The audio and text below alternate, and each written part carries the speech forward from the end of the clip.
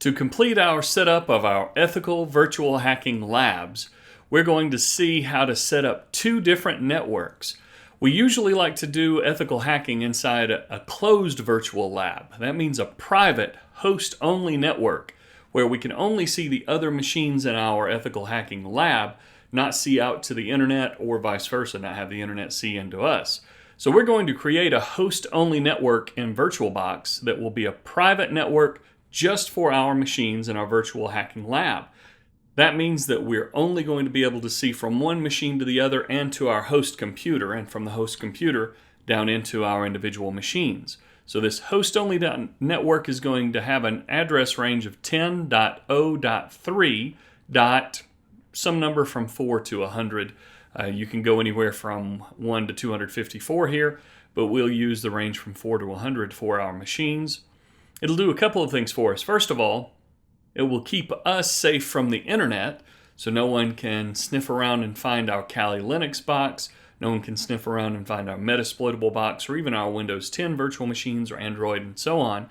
But it will also keep our local area network and the internet safe from us.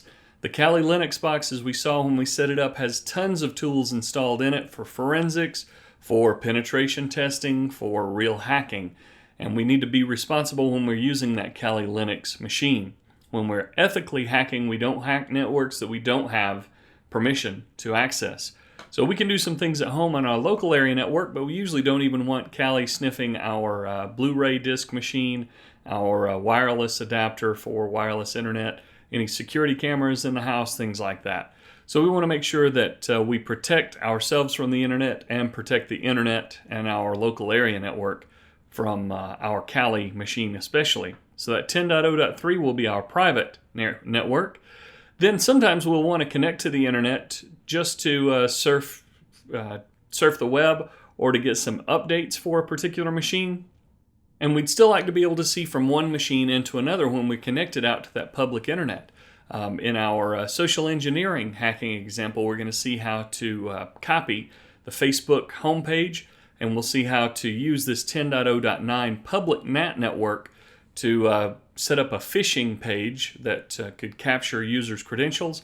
That's really useful for testing in a corporate environment to make sure that people are not clicking through to phishing emails. And if they are, we usually do some extra training with them. We'll see that in the social engineering section coming up.